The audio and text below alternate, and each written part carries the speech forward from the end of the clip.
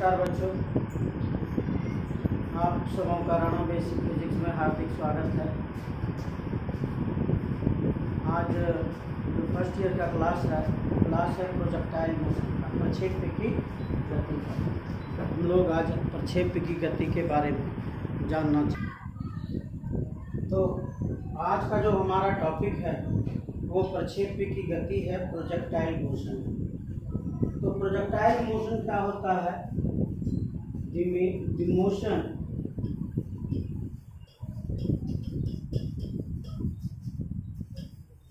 Under gravity is called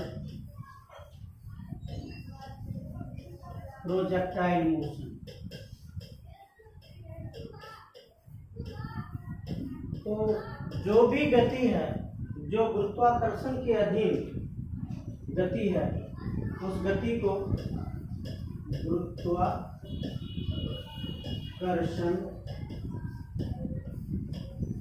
के अधीन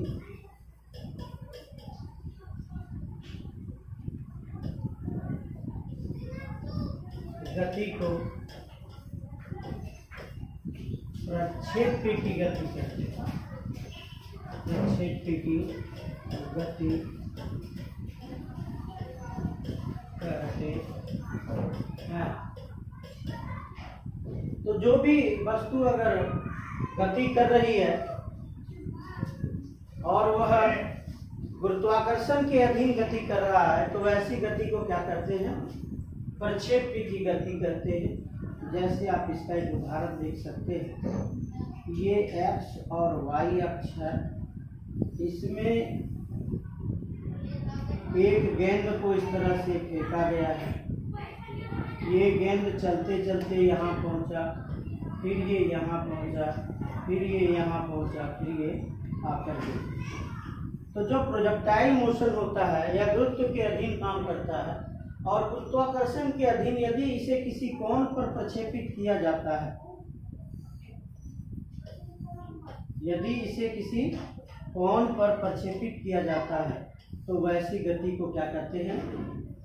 projectile motion कहते हैं, प्रक्षेप्य की गति कहते हैं। तो इसमें हम क्या देख रहे हैं कि यह जो गति हो रही है, यह गति दो अक्ष के अधीन हो रही है। एक्स अक्ष में भी गति है और वाई अक्ष में भी गति है। यदि दो अक्ष के अधीन गति हो, दो अक्ष के अधीन गति को द्विविमीय गति कहते हैं। द्विविमीय गति कहते हैं, यानी इसको हम क्या कहेंगे? Two dimension motion. और शॉर्ट में इसको क्या कह देते हैं? 2D कहते हैं। इसको शॉर्ट में क्या कहते हैं? 2D कहते हैं। हम लोग जो श्लोक को पढ़ रहे थे, उस श्लोक में हम देखते थे कि जो भी श्लोक की गति होती थी, वह श्लोक की गति एक्स अक्ष के साथ कोण बनती। श्लोक का जो कोण बनता था वो एक्स के साथ ही कोण बनता था। तो ठीक उसी प्रकार इसमें भी यदि किसी प्रक्षेप्य को फेंकी जाए और वह प्रक्षेप्य एक्स अक्ष के साथ जो कोण बनाती है, उसी कोण को प्रक्षेपण कोण कहते हैं। तो लिखेंगे प्रक्षेप्य एक्स अक्ष के साथ जितना कोण बनाती है उसे प्रक्षेपण कोण कहते हैं। तो इसका नाम क्या पड़ा? इसका नाम पड़ा प्रक्षेपण कोण। प्रक्षेपण कोण। प्रक्षेप्य एक्स अक्ष के साथ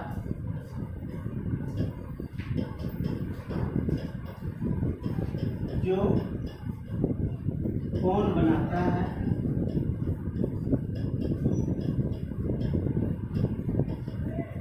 उसे प्रक्षेपण कोण कहते हैं।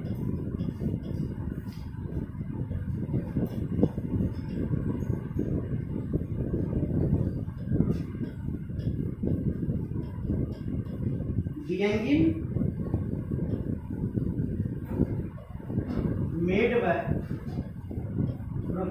projectile with x-axis, that angle is called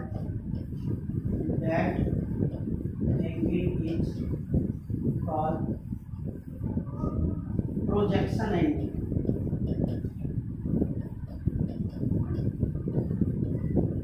That angle is called projection angle। वह कोण जो प्रक्षेप x अक्ष के साथ बनाता है, वह कोण जो प्रक्षेप x अक्ष के साथ बनाता है, उस कोण को क्या कहते हैं लोग? प्रक्षेपण कोण कहते हैं। और अगर हम लोग ये मान लें कि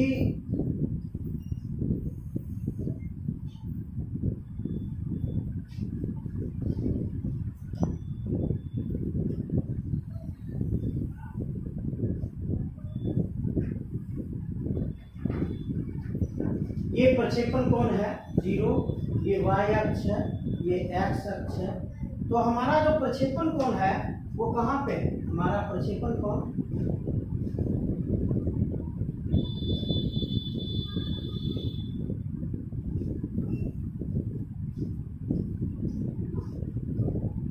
ये हमारा प्रक्षेपण कोण थीटा है, और ये हमारा प्रक्षेपण कोण थीटा है। तो वस्तु यहाँ पर दो तरह से चल रहा है, एक तो वस्तु इधर भी चल रहा है और एक वस्तु ऊपर भी चल रहा है। वस्तु आपका x अक्ष और y अक्ष दोनों पर चल रहा है। अगर यहाँ पर आप मान लिया जाए ये वस्तु यहाँ पर है, इसको देखेंगे तो ये इधर भी चल रहा है और ये इधर भी चल रहा है। दोनों तरफ वस्तु का गति, यानी दोनों अक्ष पर वस्तु गति कर रहा है। और किस वेग से? तो यहाँ से प्रारंभ हुआ है, ये आपका प्रारंभ हुआ है। तो इसको हम अगर let the initial velocity is माना कि प्रारंभिक वेग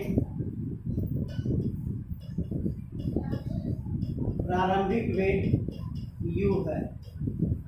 तो आपका x अक्ष भी चल रहा है और y अक्ष पर भी चल रहा है, तो हम लोग क्या लिख सकते हैं? x अक्ष पर प्रारंभिक वेग क्या हो जाएगा? u के पैर में x, और y अक्ष पर प्रारंभिक वेग क्या होगा? u के पैर में y। तो कोण जहां पर बनता है उधर क्या होता है? cos theta. यानी x अक्ष पर क्या होगा? cos theta. तो क्या लिखेंगे? ux बराबर u cos थीटा, और u y बराबर क्या लिखेंगे? u sin theta. तो x अक्ष पर उसका प्रारंभिक वेग कितना हो गया? u cos थीटा, और y अक्ष पर उसका प्रारंभिक वेग कितना हो गया? u sin theta. ये तो हमने प्रारंभिक वेग के बारे में जाना। अब जानते हैं इसके विषय में इनिशियल एक्सेलरेशन और इनिशियल एक्सेलरेशन के बारे में जानते हैं कि एक्सेलरेशन भी दो अक्ष पर होगा। किस किस अक्ष पर होगा? x अक्ष पर होगा और y अक्ष पर। तो एक्सेलरेशन त्वरण, जिसको आप क्या कहते हो? त्वरण। तो त्वरण यहाँ पर जो पृथ्वी के द्वारा लगाया जा रहा है, इसको क्या कहते हैं? गुरुत्वीय त्वरण कहते हैं। गुरुत्वीय त्वरण कहते हैं। और गुरुत्वीय त्वरण यानी एक्सेलरेशन ड्यू टू ग्रेविटी, और एक्सेलरेशन ड्यू टू जो ग्रेविटी है हमेशा किस ओर कार्य करता है? डाउनवर्ड, यानी y अक्ष पर कार्य करता है, लेकिन वो निगेटिव कार्य करता है। x अक्ष का इससे कोई लेना देना नहीं। अर्थात हम कह सकते हैं, क्या कह सकते हैं कि x दिशा में त्वरण का मान 0 होता है।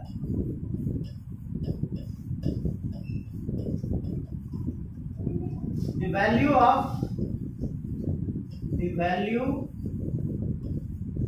of g in x direction equal to 0, यानी a x का वैल्यू कितना हो गया 0। और एक्सेलरेशन का काम क्या है? वेग में परिवर्तन की दर को त्वरण कहते हैं। The rate of change of velocity is called acceleration. तो भाई जब त्वरण का मान 0 है तो वेग में चेंज कोई आएगा क्या? एक्स अक्ष पर वेग में कोई परिवर्तन नहीं आएगा, क्योंकि त्वरण का मान क्या है 0 है। अतः एक्स दिशा में वेग नियत होगा, अर्थात इसमें कोई बदलाव नहीं होगा। एक्स अक्ष दिशा में वेग का बदलाव नहीं होगा।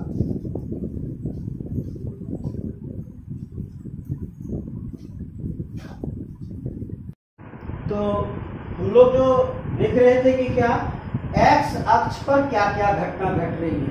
तो एक्स अक्ष पर क्या घटना घट रही है? एक्स अक्ष पर यू एक्स होता है। यू एक्स का मान कितना होता है? You cos theta, you cos theta. X अक्ष पर ए एक्स होता है, इसका मान क्या होता है? 0 होता है। त्वरण का मान अगर 0 होता है तो वेग हमेशा नियत होगा, यानी एक्स अक्ष पर वेग में ना तो वृद्धि होगी ना तो कमी होगी। जो वेग है वो वेग लगातार रहेगा, कमी नहीं होगा। अब आइए वाई अक्ष को देखते हैं। अगर हम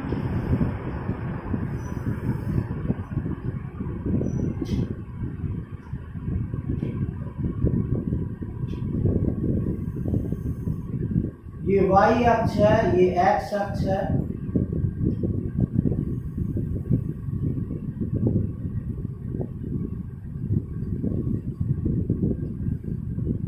ये एक्स अक्ष में, ये वाई अक्ष में।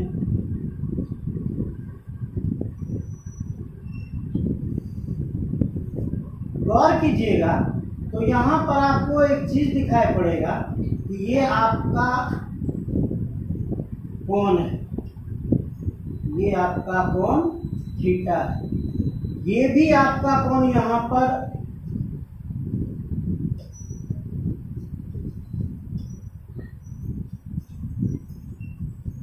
थीटा है।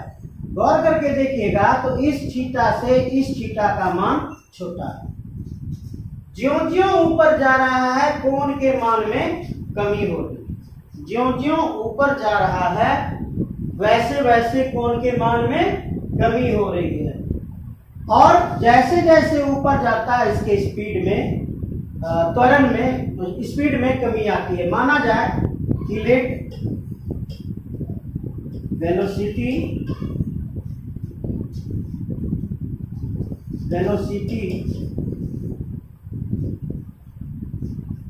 On x direction, velocity in x direction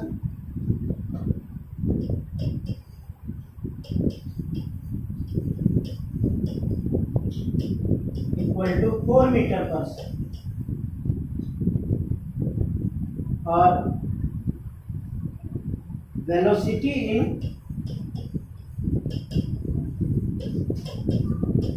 y direction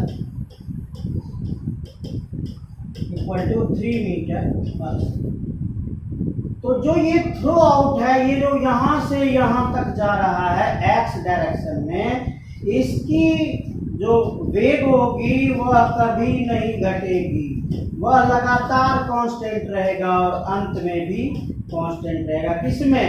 x direction. लेकिन जैसे जैसे ये वाई डायरेक्शन में ऊपर चढ़ेगा, इसका यहाँ इनिशियल वेलोसिटी था 3 मीटर पर सेकेंड, हो सकता है घट के यहाँ 2 हो जाए। हो सकता है घट के यहाँ 1 हो जाए, हो सकता है बिल्कुल सेंटर में आके 0 हो सकता है। यानी मैक्सिमम हाइट एच मैक्स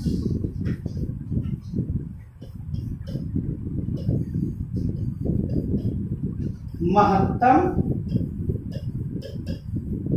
ऊंचाई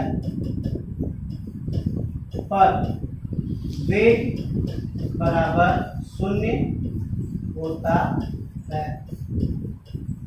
अगर आपसे कहा जाए ठीक है महत्तम ऊंचाई पर वेग 0 होता है तो किसमें 0 होगा, तो अभी हम तुरंत पढ़ रहे हैं कि एक्स अक्ष पर इसका वेग नियत होता है, तो महत्तम ऊंचाई पर यू वाई जो है इसका मान 0 होगा। सॉरी यू वाई कहते हैं वी वाई, इसको क्या बोलेंगे वी वाई बोलेंगे। वी वाई का मान 0 होगा। उसके बाद क्या होगा, पुनः यह नीचे गिरना शुरू होगा। जैसे नीचे गिरना शुरू होगा इसके वेग में वृद्धि होनी शुरू हो जाएगी। यहाँ 0 था, यहाँ 1 हो जाएगा, यहाँ 2 हो जाएगा, यहाँ पे 3 हो जाएगा। प्रारंभिक बिंदु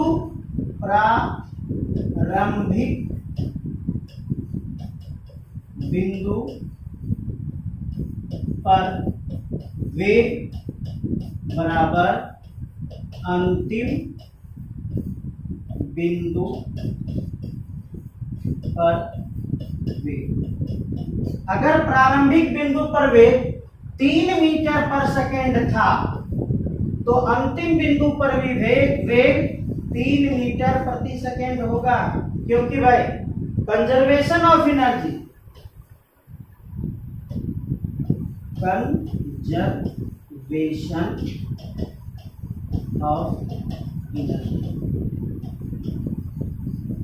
ऊर्जा संरक्षण के सिद्धांत से ऊर्जा की ना तो उत्पत्ति होती है ना ही इसे कभी नष्ट किया जा सकता है। तो ऊर्जा संरक्षण के सिद्धांत पर से इस बिंदु पर जो इसका वेग होगा वही इस बिंदु पर इसका वेग होगा। अंतिम बिंदु पर वेग और प्रारंभिक बिंदु पर वेग दोनों का मान हमेशा बराबर होता है, लेकिन महत्तम ऊंचाई पर वेग 0 होता है और वो किसका, वाई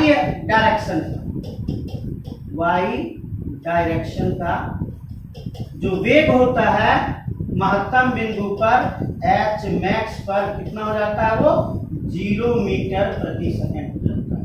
यानी इधर से घटेगा, इधर से घटेगा, महत्तम पर 0 होगा, फिर जब नीचे उतरने लगेगा तो बढ़ेगा। यही तो इसका कार्य है। तो इसको देखें जरा कि भाई अगर हम x अक्ष पर देखें और y अक्ष पर देखें तो हमें क्या क्या मिलता है। x अक्ष पर अगर हम ux लिखें, इनिशियल वेलोसिटी ux लिखें, तो इसके बदले में क्या लिखना पड़ेगा, u cos थीटा लिखना पड़ेगा। अब y अक्ष पर अगर देखें और इसको हम uy लिखते हैं तो इसको क्या लिखना पड़ेगा, u sin थीटा। अगर x अक्ष पर ax को देखें तो त्वरण का मान 0 होता है, इस पर ay पर त्वरण का मान मौजूद होता है जिसका मान -g होता है। ay का मान क्या हो जाता है, -g होता है। x अक्ष पर जो वेलोसिटी होता है ऑलवेज कांस्टेंट होता है। x अक्ष पर जो वेग होते हैं हमेशा नियत होते हैं, और जो y अक्ष है, y अक्ष पर वेग वेलोसिटी गेट चेंज, वेलोसिटी में बदलाव होता है। पहले घटता है, डिक्रीज करता है, महत्तम ऊंचाई पर 0 होता है, उसके बाद जब यहाँ से नीचे गिरने लगता है तो फिर बढ़ने लगता है। और प्रारंभिक बिंदु पर वेग और अंतिम बिंदु पर वेग, है ना, इसको इनिशियल कहते हैं। प्रारंभिक को इनिशियल कहते हैं।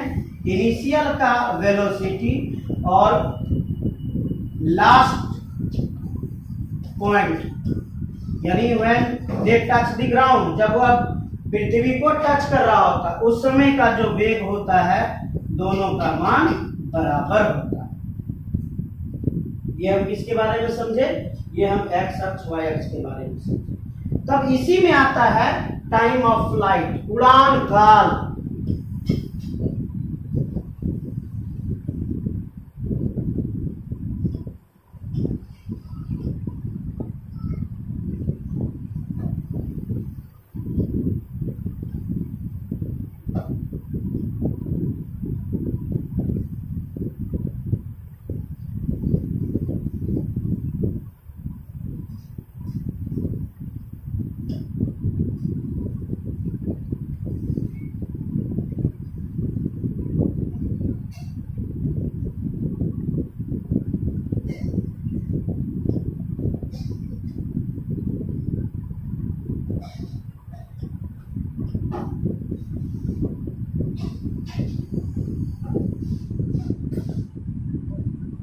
उड़ान काल, टाइम ऑफ फ्लाइट, उड़ान काल, उड्डयन काल, दोनों कैसे हैं? बड़ी टी से सूचित करें। तो भाई इसको क्या है उड़ान काल कि वो इसका प्रक्षेपण किया गया, पृथ्वी के संपर्क से इसका प्रक्षेपण किया गया थीटा कोण पे, ये उड़ते जा रहा, उड़ते जा रहा, उड़ते जा रहा, उड़ते ग्राउंड में टच कर, कितने समय बाद वह ग्राउंड को टच करेगा? कितने समय बाद कोई प्रक्षेपण कोण पर जब फेंकी जाती है तो वह जितने समय में पुनः ग्राउंड पर वापस लौट जाती है, लगे समय को उड़ान काल कहते हैं। किसी प्रक्षेप्य को प्रक्षेपण कोण पर प्रक्षेपित की जाती है तो उसके पृथ्वी के सतह पर लौटने में जो समय लगता है उसी समय को उड़ान काल कहते हैं या उड्डयन काल कहते हैं। तो उड़ान काल का सूत्र क्या हो, किससे सूचित करते हैं? इसको सूचित करते हैं टी से। और जो टी होता है वो टी है क्या? तो सबसे पहले हम लोग देखें महत्तम ऊंचाई। इसको हम दो भाग में बांट लेते हैं।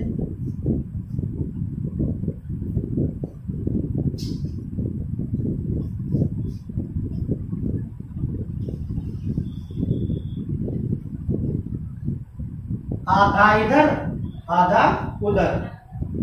तो ये जो हुआ इसका, ये इसका एच मैक्स है, एच मैक्स है, मैक्सिमम हाइट है इसका। तो जो मैक्सिमम हाइट वह गेन कर रहा है वह किस दिशा में गेन कर रहा है? तो वह वाई डायरेक्शन में गेन कर रहा है। अगर इसको तीन नाम से जाना जाए, ए, बी और सी नाम से जाना जाए, तो ए से बी तक जाने में लगा समय, ए से बी तक जाने में लगा समय। तो ए से बी तक जब वो जाता है तो वो किस अक्ष पर जाता है? वो हमेशा वाई अक्ष पर ही जाता है। एक्स अक्ष पर जाता है क्या? वो एक्स अक्ष पर जाता ही नहीं। तो इसको क्या लिखें? इसमें वेग सिर्फ वाई डायरेक्शन, वाई दिशा में है। नीचे से ऊपर ही जाना है। इधर जाना है क्या? इधर जाना ही नहीं। तो जब वाई दिशा में है तो वाई दिशा की बात करेंगे तो यू वाई बराबर u sine theta. A y बराबर माइनस जी एक्स, वाई अक्ष पर चले तो वाई अक्ष पर क्या क्या मिला हमको कि भाई जो यू वाई है उसको यू साइन थीटा कहेंगे, जो ए वाई है उसको माइनस जी कहेंगे। और जब महत्तम ऊंचाई पर पहुंचेगा, जब वो महत्तम ऊंचाई पर पहुंचेगा तो उसका मान कितना हो जाएगा, dy का मान कितना हो जाएगा, 0 हो जाएगा। dy का मान कितना होगा, 0 होगा। और क्या लिखे यहाँ पर तक, dy बराबर 0। सूत्र लगा v equal to u plus a t, इसी में क्या बन जाता है, dy बराबर u y plus a y into t, t तो अक्ष से फ्री होता है। मान रखते हैं dy का मान कितना, 0, uy का मान कितना, तो u cos सॉरी uy का मान कितना, u sin theta plus ay का मान कितना, माइनस जी और t। तो बना के आपके पास 0 equal to you sine theta minus ji t. Minus ji t को इस तरफ ले आइए, g T equal to you sine theta, t equal to you sine theta बटे जी। तो महत्तम ऊंचाई को प्राप्त करने में लगा समय, पहला सूत्र आपको मिला, क्या मिला पहला सूत्र, महत्तम ऊंचाई को प्राप्त करने में लगा समय। महत्तम ऊंचाई को प्राप्त करने में कितना समय लगा, तो टी समय लगा। अब कहता है कि जितना समय उसको यहां से यहां तक पहुंचने में, अब हम रोम बना दिए, इसको आप कीजिए इस तरह से, जितना समय उसको आधा दूरी तक पहुंचने में लगा उतना ही समय उसको इधर भी लगेगा। इधर समय अगर उसको टी लगा है तो इधर भी समय उसको टी लगेगा। इसी को कहते हैं टाइम ऑफ फ्लाइट। तो क्या लिखेंगे,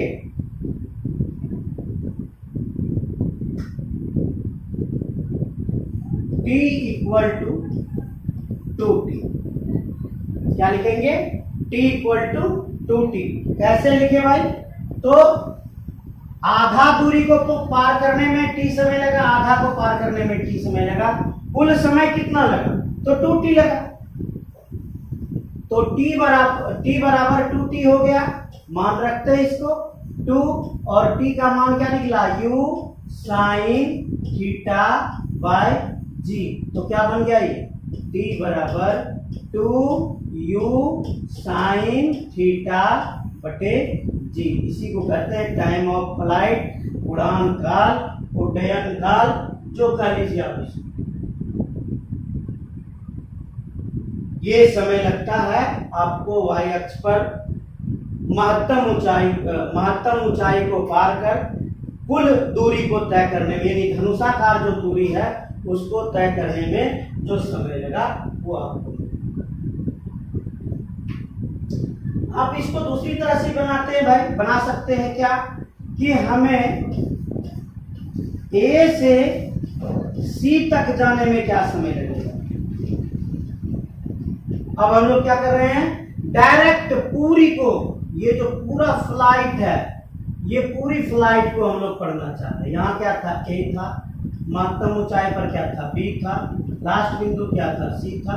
अब A से C तक जो फ्लाइट हुआ है, जो उड़ान हुआ है, उस उड़ान को हम पढ़ना चाह रहे हैं। तो कैसे कैसे पढ़ेंगे, देखिए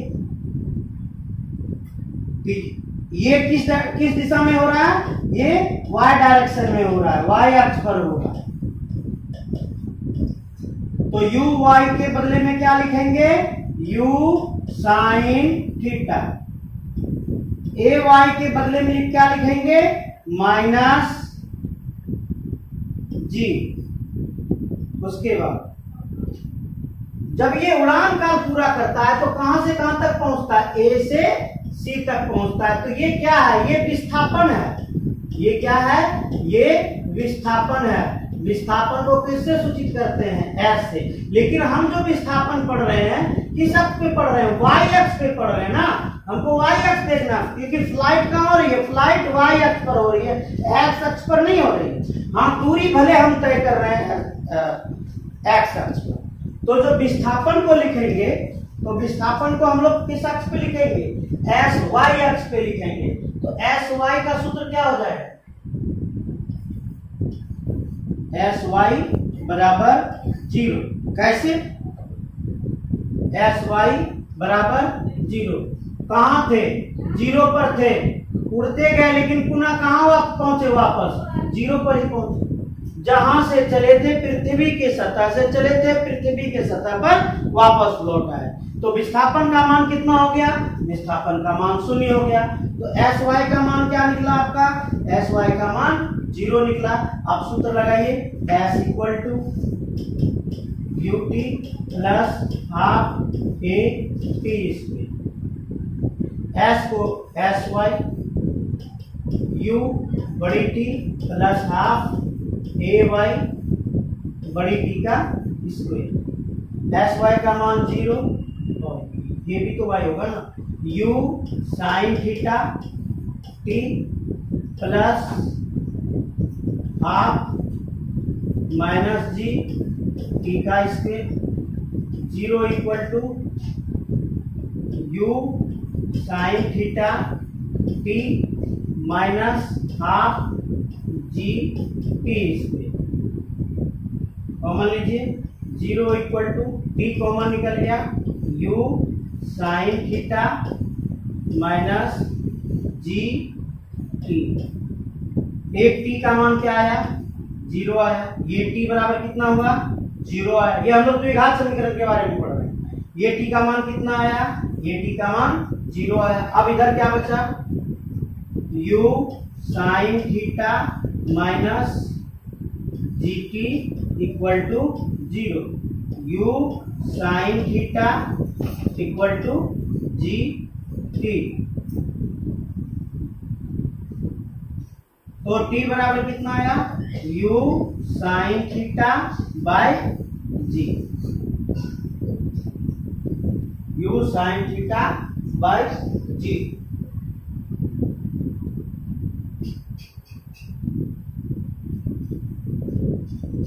ठीक, कहीं मिस तो नहीं थी। अच्छा, 2 छूटा हुआ, यहाँ देखिए, ये 2 छूटा हुआ, ये 2 छूटा हुआ है, ये 2 छूटा हुआ है। तो उसको गुना बना दें, मिस कर देंगे। यहाँ तक तो ठीक था।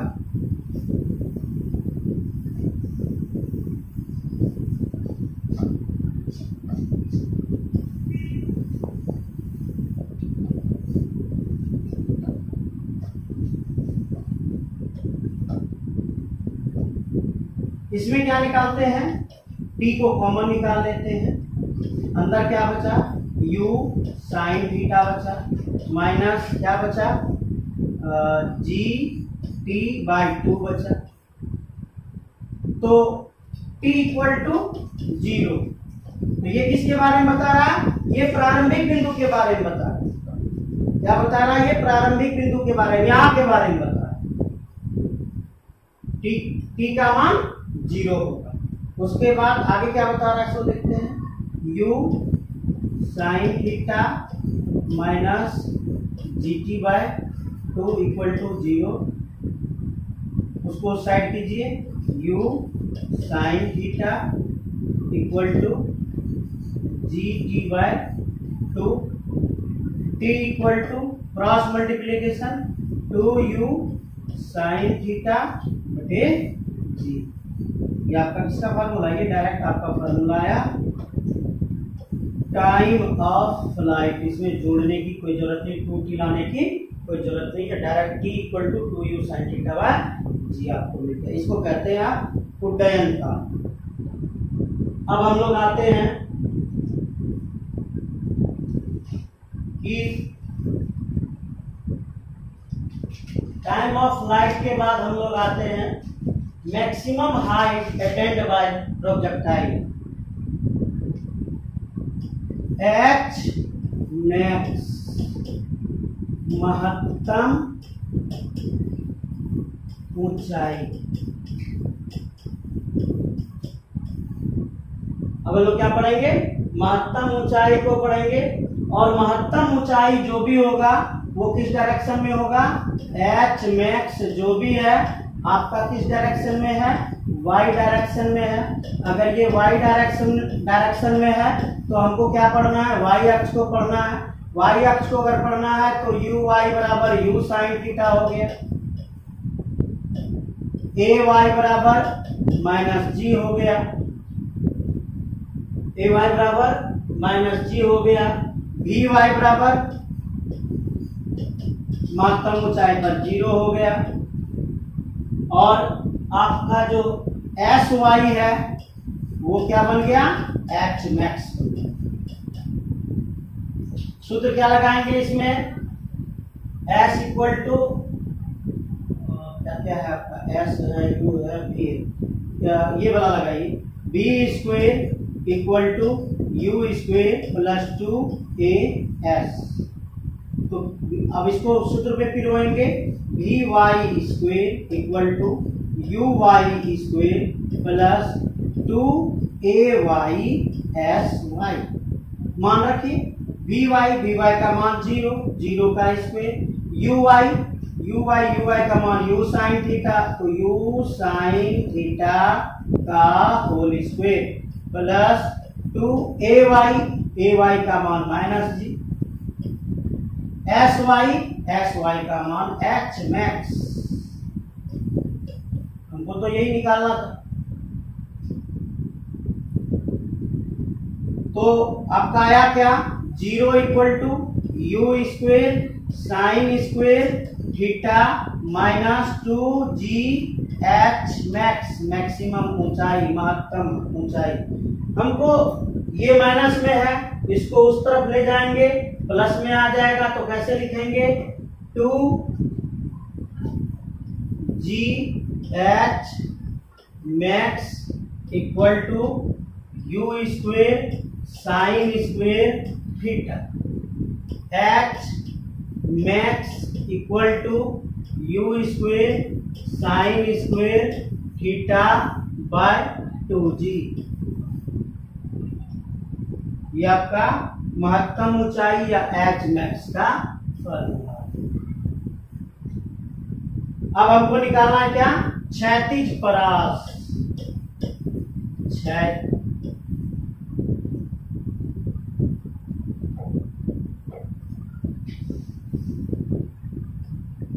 क्षैतिज परास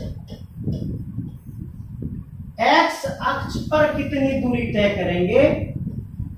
प्रारंभिक बिंदु से अंतिम बिंदु तक। जो धनुषाकार आता है वो तो वाई अक्ष पर है, लेकिन एक्स अक्ष पर कितनी दूरी तय करेंगे उसी को कहते हैं क्षैतिज परास या हॉरिजॉन्टल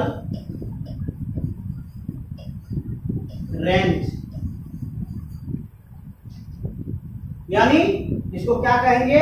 एस एक्स कहेंगे, जिसको एस एक्स को आर कहेंगे। यानी हमको एक्स अक्ष पर पढ़ना है यू एक्स बराबर you cos theta, A x बराबर 0, ए एक्स बराबर कितना आया? 0। एक्स अक्ष पर ए का मान कितना होता है? एक्स अक्ष पर ए का मान 0 होता है। और यहां से जब हम यहां पहुंचेंगे तो जो टी होगा उसको हम क्या पढ़ेंगे? बड़ी टी को पढ़ेंगे। अब सूत्र लगाते हैं, तो आपके पास सूत्र लगाने के लिए क्या बचा?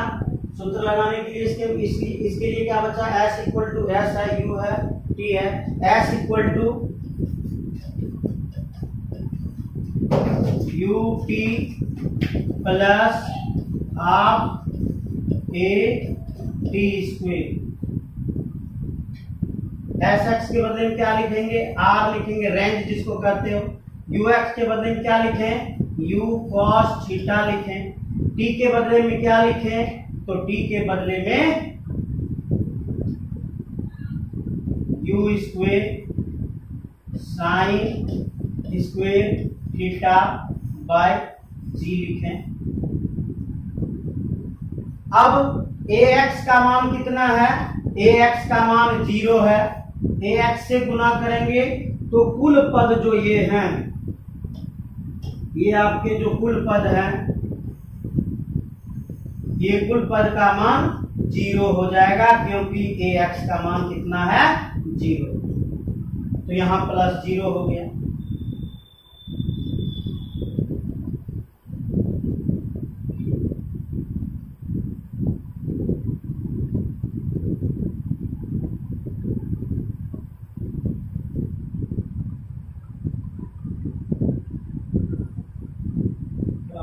ये कट नहीं रहा है, अच्छा सॉरी, ये हम यहाँ पे किसका वैल्यू रखेंगे, t का। हम क्या रख दिए, h मैक्स का। t का वैल्यू कहाँ है, और t का वैल्यू पीछे है, सॉरी।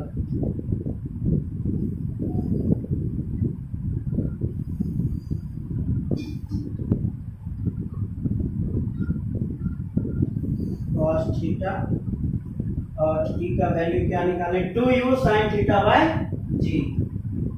तो यहाँ हो जाएगा into 2u sin theta by जी।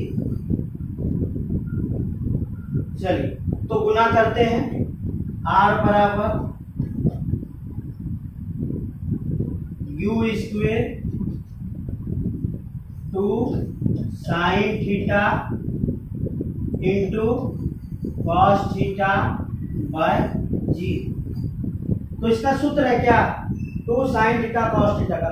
इतना भी छोड़ देंगे तो ये भी हमारा फार्मूला ही है, ये भी हमारा फार्मूला है, और यही बेस्ट फार्मूला है। उसको तोड़ने में समय लगता है, इसको डायरेक्ट हम लोग कर सकते हैं। तो वैसे अगर तोड़ना चाहें तो इसका फार्मूला क्या है, सो देखते हैं कि 2 sin theta into cos theta बराबर क्या होता है, sin 2 थीटा होता है। 2 sin theta into cos theta, 2 sin theta into cos theta का फार्मूला क्या होता है, sin 2 थीटा होता है। तो r बराबर क्या हो गया, u square sin 2 theta by G हो गया। ये भी आपका फार्मूला, ये भी आपका r equal to you square sine 2 theta by G. चलिए आगे देखें भाई। अब आपको एक क्वेश्चन दिया है कि एक गेंद को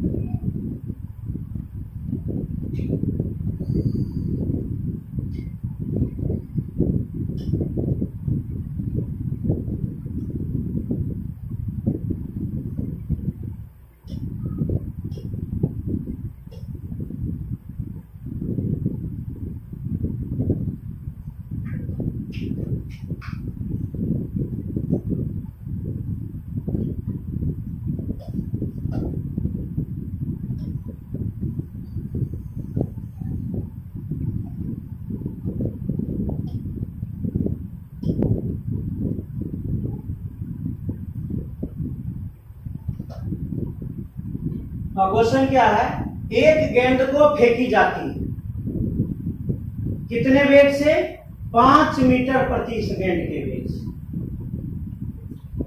और कितने कोण पर, 37 डिग्री के कोण।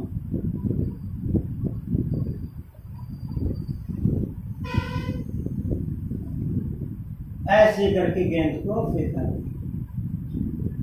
कितने कोण पे,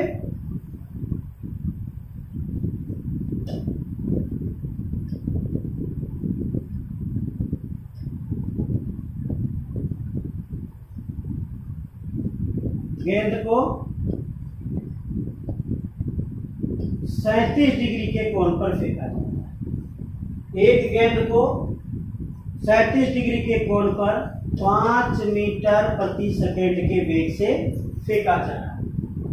तो बताइए कि कितना समय, यानी ये कह रहा है टाइम ऑफ फ्लाइट निकालने के लिए, टाइम ऑफ फ्लाइट। पहला क्वेश्चन कर रहा है एक गेंद को 5 मीटर प्रति सेकेंड के वेग से 37 डिग्री के प्रक्षेपण कोण पर फेंकी जाती है, तो निम्न को ज्ञात करें। Number 1 time of flight, number 2 H max, और नंबर 3 आर हॉरिजॉन्टल रेंज। तो अगर फेंकी जाती है तो हमको क्या करना है, टाइम ऑफ फ्लाइट का डायरेक्ट सूत्र लेना है। टाइम ऑफ फ्लाइट सूत्र क्या होता है, 2u sin theta by ji. 2u का मान कितना, u का मान 5 मीटर पर सेकेंड। u का मान कितना, u का मान 5 मीटर पर सेकेंड।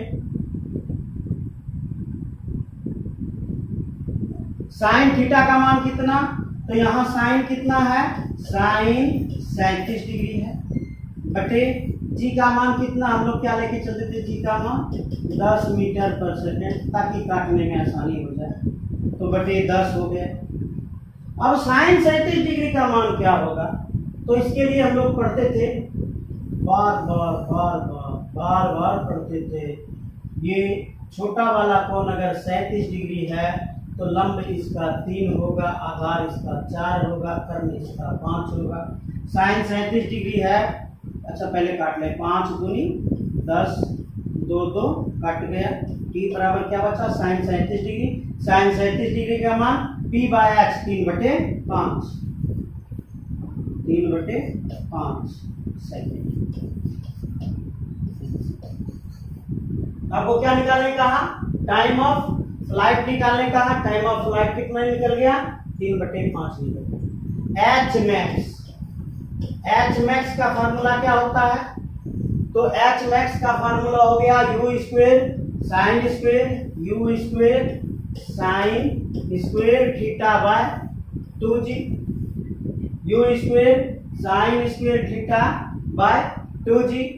u का मान कितना, u का मान 5 का स्क्वेयर, साइन का अभी तुरंत निकाले, क्या निकाले, 3/5 निकाले, तो 3/5 का होल स्क्वायर, थीटा 37 डिग्री था, बटे 2, जी का मान कितना, जी का मान 10, तो ये हो गया 25 गुना 9/25 बटे 20, 25 कैंसिल, बचा कितना, 9/20 मीटर। ये हो गया आपका मैक्सिमम हाइट, यहां से ये जो कर्व पार कर रहा है यहाँ एच मैक्स। अब कह रहा है क्या, आर का वैल्यू, तो आर का सूत्र क्या क्या होता है, आर स्क्वेयर, आर बराबर क्या होता है, you square 2 sine theta into cos theta बटे 2g। साइन थीटा तो वैल्यू निकाल चुके थे,